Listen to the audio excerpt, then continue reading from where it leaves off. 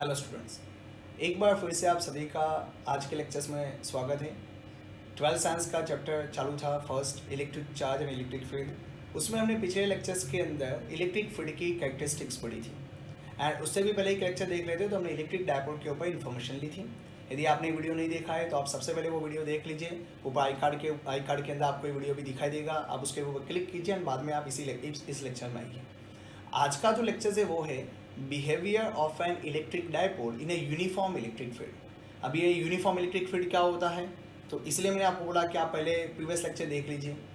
यहाँ पे हम क्या बात करने वाले हैं कि सपोज हमारे पास एक डायपोल है, तो let be take an example like this one कि हमारे पास एक डायपोल पड़ा है एंड ये उसका पॉजिटिव चार्ज है। डायपोल में दो चार्ज होते हैं, पॉजिटिव और नेगेटिव, तो हम बोलते हैं नीचे नेगेटिव चार्ज है। तो जब हम ऐसे डायपोल को इलेक्ट्रिक फील्ड के अंदर जब प्लेस करते हैं ना इस तरह से, तो उसके ऊपर क्या इफेक्ट होती है वो इफेक्ट हमें फाइंड आउट करनी है। ठीक है, तो आज का पूरा जो लेक्चर है यहाँ पे जाने वाला है कि उसकी इफेक्ट के ऊपर। अभी इफेक्ट पढ़ने के लिए हमें 11 साइंस के थोड़े कंसेप्ट पता होने चाहिए, जैसे कि टॉर्क क्या होता है, ट्रांसलेशन इक्विलिब्रियम क्या होता है, रोटेशनल इक्विलिब्रियम क्या होता है, वो चीज़ समझेंगे। तो बहुत ही सिंपल सा एक बार मैं आपको रिवाइज करवा देता हूँ कि ट्रांसलेशन इक्विलिब्रियम या फिर लीनियर इक्विलिब्रियम किसको बोलते हैं। हमारे पास मान लो कि यहाँ पे एक ऑब्जेक्ट पड़ा हुआ है एंड इस साइड पे ऑन दिस डायरेक्शन 50 न्यूटन का फोर्स लगा, उतना ही फोर्स यहाँ पे भी लगा but on this direction. Okay, तो क्या होगा कि दोनों फोर्स की वैल्यू सेम है बट डायरेक्शन अलग अलग होने की वजह से ये जो ऑब्जेक्ट है वो स्टेबल कंडीशन में हुआ एंड इसी स्टेबल कंडीशन को बोला जाता है ट्रांसलेशन इक्विलिब्रियम कंडीशन।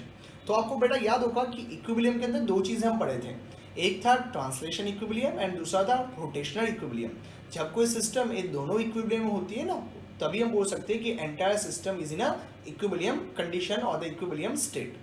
यहाँ पे क्या होगा कि आप देखिए कि हो सकता था कि लीनियर इक्विलिब्रियम में है, okay, but might be possible यदि मान लो कि फोर्स थोड़े अलग अलग लगते तो आज ऐसा ही केस हम देखने वाले इलेक्ट्रिक डायपोल का बिहेवियर के, इलेक्ट्रिक डायपोल के बिहेवियर की थ्योरी के अंदर। तो चलिए आज की लेक्चर्स की हम शुरुआत करते हैं एंड हम पढ़ते हैं behaviour of an electric dipole in a uniform electric field. तो यहाँ पे टॉपिक है behaviour of an electric dipole in a uniform electric field. ठीक है, तो अभी जैसे मैंने आपको बताया ना कि इलेक्ट्रिक डायपोल का बिहेवियर कैसा होगा इलेक्ट्रिक फील्ड के अंदर, किस तरह से उसके ऊपर टॉर्क लगने वाला है, वो भी एक कंसेप्ट यहाँ पे मैं आपको भी समझाऊंगा। और फंडा क्या है इसके लिए थोड़ा सा 11 साइंस का बेस होना थोड़ा आवश्यक है, आप उसको देख लीजिए। तो देखिए यहाँ पे क्या है, मैं यहाँ पे बात करता हूँ कि इलेक्ट्रिक फील्ड है ना, आपके सामने इलेक्ट्रिक फील्ड लाइंस आपको दिखाई देती है एंड उसके डायरेक्शंस कौन सी है। तो देखिए आप, ये जो इलेक्ट्रिक फील्ड लाइंस है वो हमारे लेफ्ट साइड से लेके राइट साइड तक जाती है। तो हमेशा फील्ड लाइन की डायरेक्शंस कौन सी होती है, तो आपने यदि प्रीवियस लेक्चर नहीं देखा तो पहले उसको देख लीजिए। हमने उसमें बताया था कि इलेक्ट्रिक फील्ड लाइंस पॉजिटिव में से निकलती है और नेगेटिव में इमर्ज होती है। तो बेटा आप मुझे बताया कि पॉजिटिव चार्ज कहाँ पे होगा, तो देखिए ये जो लेजर पॉइंट है ना, इस साइड पे पॉजिटिव चार्ज होना चाहिए और यहाँ पे होना चाहिए नेगेटिव चार्ज। तो यहाँ पे उसके बाद मैंने दो पॉइंट चार्ज यहाँ पे लगा दिए and this is our axis. यहाँ पे देखिए ये हमारी एक्स एक्सिस है and this one is our Y axis. Now this is origin O, mid point यहाँ पे ले लेते हैं। ओरिजिन ओ के एग्जैक्ट दोनों साइड पे मैंने दो पॉइंट चार्ज यहाँ पे लगाए हुए हैं। तो हमने यहाँ पे दो पॉइंट चार्ज देखे, minus Q and plus Q, so this both are the point charges. तो उन दोनों को जब कनेक्ट करते हैं तो क्या बन जाता है बेटा, डायपोल बनता है। तो इलेक्ट्रिक डायपोल का जो लेक्चर था वो हमने पहले भी लिया हुआ है आगे के वीडियो के अंदर। ठीक है, तो आपको पता होगा this is called electric dipole. दोनों के बीच का डिस्टेंस कितना होता है, आप बोलेंगे सर 2a होता है। तो ओरिजिन ओ से दोनों आधे आधे हुए, तो this one is A and this one is a, तो टोटल हो गए 2a। तो यहाँ पे डिस्टेंस यहाँ पे लिया and this dipole make angle theta with electric field lines. Okay, so electric field line के साथ इसका एंगल कितना है, थीटा जितना है। तो हमें ये चीज अच्छी तरह से याद रखनी है। नाउ एक बार फिर से इसको देख लेते हैं ना। Now let me do a small revision. This are electric field lines and a negative charge में से निकल के पॉजिटिव चार्ज में जाती है। तो यहाँ पे एक चार्ज, सॉरी, पॉजिटिव चार्ज में से निकल के नेगेटिव में जाती है। थोड़ा सा उल्टा हो चुका था। तो इलेक्ट्रिक फील्ड लाइन पॉजिटिव में से जाती है, बाहर निकलती है, नेगेटिव में इमर्ज होती है। सो यहाँ पे नेगेटिव चार्ज होगा एंड इस साइड पे पॉजिटिव चार्ज होगा। तो चलिए, एंड दोनों के बीच का डिस्टेंस 2a होता है, तो आधा आधा डिस्टेंस a है and dipole make angle theta with respect to electric field lines. ठीक है, तो अभी क्या होगा, तो पॉजिटिव चार्ज प्लस क्यू यहाँ पे है एंड इस साइड पे नेगेटिव है, तो उसके ऊपर एक फोर्स लगेगा एंड वो फोर्स की डायरेक्शन आपको देखो दिखाई जाती है and that force F is equal to Q E. Okay, Q इस साइड पे लगा क्योंकि यहाँ पे नेगेटिव चार्ज था, क्योंकि नेगेटिव चार्ज के अंदर वो अंदर जाती है, तो देखो फील्ड लाइंस कहाँ पे अंदर जाती है, नेगेटिव चार्ज के साइड पे जाती है, तो नेगेटिव चार्ज पॉजिटिव चार्ज को अपनी तरफ खींचेगा। इसी तरह से माइनस क्यू चार्ज के ऊपर क्या लगेगा, इस साइड पे फोर्स लगेगा and that force F is equal to minus Q E. तो हम देख सकते हैं कि दोनों फोर्स की वैल्यूज है, हमें डायरेक्शंस अलग अलग है एंड साथ में उनकी लाइन ऑफ एक्शन भी अलग अलग है। तो पॉजिटिव चार्ज के ऊपर जो फोर्स लगता है उसकी लाइन ऑफ एक्शन क्या है, दिस वन।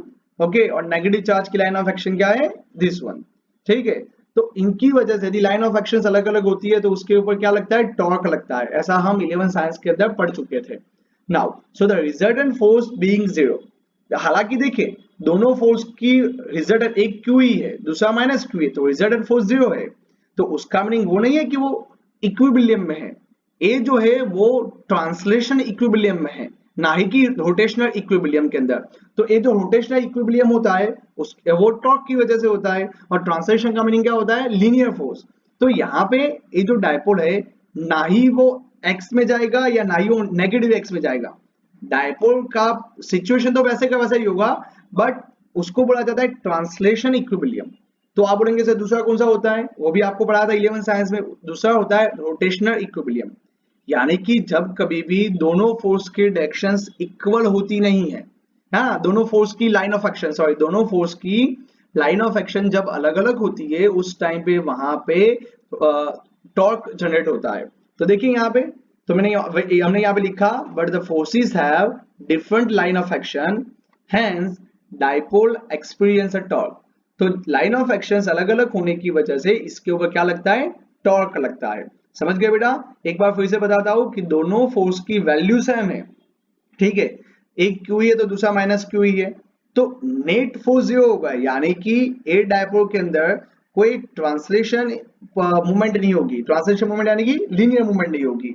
बट यहाँ पे दोनों फोर्स की लाइन ऑफ एक्शंस अलग अलग है and because of that dipole experience a torque, उसके बाद टॉर्क लगता है, ऐसे उसको अनुभव होगा। और टॉर्क लगता है तो क्या होता है, रोटेशनल मोशन होती है, फोर्स की वजह से लीनियर होता है, टॉर्क की वजह से रोटेशनल मोशन होती है। ये हम रोटेशनल के चैप्टर में पढ़ चुके थे। तो चलिए यहाँ पे देख लेते हैं। तो अकॉर्डिंग टू यहाँ पे according to equations that of a torque acting on plus Q with respect to O, तो प्लस क्यू चार्ज के ऊपर यदि हम ओ पॉइंट के थ्रू देख लेते हैं, ओ पॉइंट को हम क्या बोलते हैं, यहाँ पे रेफरेंस पॉइंट बोल देते हैं, तो टॉर्क कितना लगेगा, तो उस टाइम पे टॉर्क लगेगा r cos f।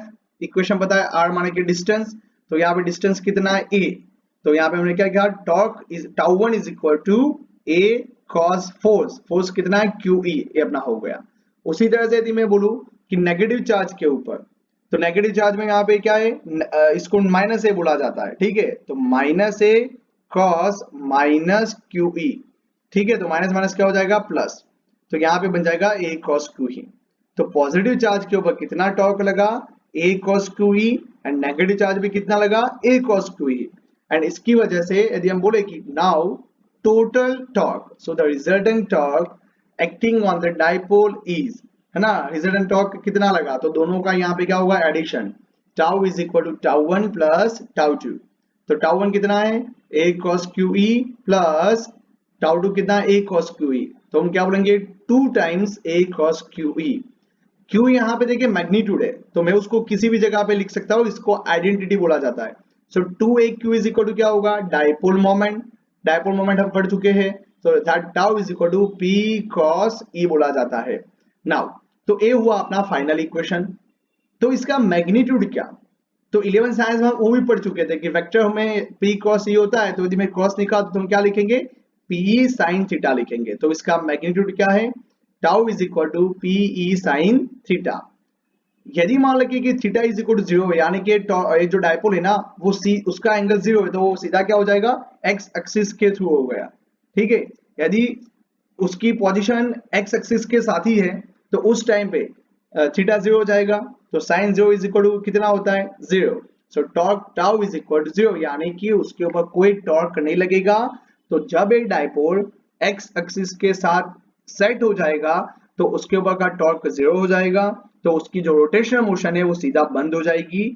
ट्रांसलेशन तो पहले से ही बंद थी, तो रोटेशन भी बंद हो जाएगी। तो यहाँ पे जो डायपोल है वो इक्विलिब्रियम पोजीशन में आ चुका है, यानी कि टोटली इक्विलिब्रियम है, ना ही उसके ऊपर ट्रांसलेशन है ना ही उसके ऊपर रोटेशनल है। ठीक है, और यदि मान लो कि थीटा 90 है, थीटा 90 होगा तो क्या हो जाएगा, टॉर्क मैक्सिमम लगेगा, क्योंकि साइन 90 1 होता है।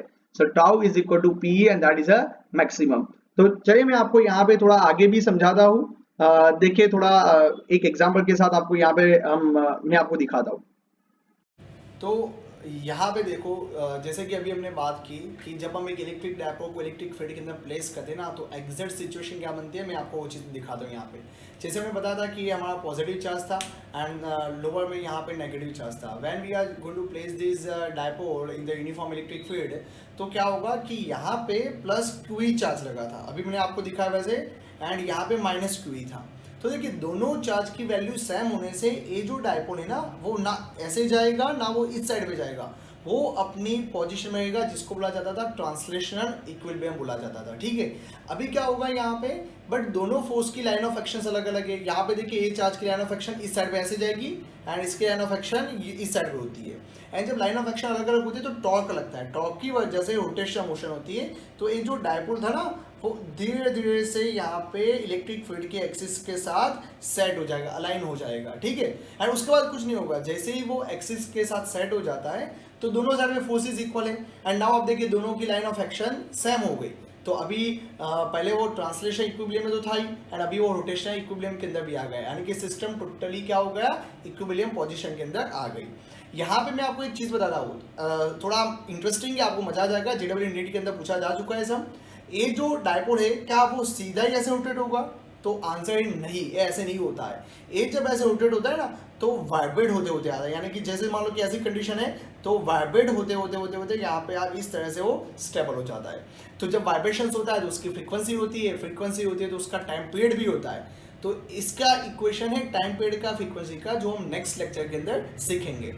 तो यहाँ पे आप देखिए सबसे बड़ी चीज़ बताता हूँ उसके बाद, कि जब एक बार ये जो अपनी मैग्नेटिक फील्ड थी उसके साथ, सॉरी अपनी जो इलेक्ट्रिक फील्ड थी उसके साथ जब वहाँ पे अलाइन हो गया तो उसको बोला जाता है स्टेबल कंडीशन। ठीक है, तो स्टेबल कंडीशन के अंदर पोटेंशियल एनर्जी कितनी होती है वो हम नेक्स्ट चैप्टर में सीखेंगे। ठीक है, एंड यदि मान लो कि पूरा 180 पे है तो that is called the unstable condition. तो इसी तरह से आप यहाँ पे समझे कि डायपोल के ऊपर टॉर्क होता है एंड धीरे धीरे से वो स्टेबल बन जाता है, एंड उसके बाद वहाँ पे कोई मोशन होती नहीं है। यदि आपको फिर से इसको रोटेट करना है तो आपको सिस्टम के ऊपर वर्क करना पड़ेगा, उसका भी इक्वेशन हम नेक्स्ट चैप्टर के अंदर सीखेंगे। तो देखिए आज के लेक्चर्स में हमने पढ़ा कि डायपोल को जब हम इलेक्ट्रिक फील्ड के अंदर प्लेस करते हैं तो उसके ऊपर इफेक्ट किस तरह से होती है। तो नेक्स्ट लेक्चर के अंदर हम आगे बढ़ेंगे एंड गाउस का लॉ पढ़ेंगे। ठीक है, तो आपने हम इस ऐसे ही हमारे वीडियो के साथ बनाइए एंड अपने फ्यूचर को ब्राइट बनाइए। यदि आपको कोई डाउट या कंफ्यूजन है तो आप हमें कमेंट बॉक्स के अंदर बता सकते हो, एंड ये वीडियो आपको कैसा लगा वो आप हमें कमेंट बॉक्स के अंदर ज़रूर ही बताना। तो एक बार फिर से आप सभी का धन्यवाद लेक्चर्स में बने रहने के लिए। धन्यवाद।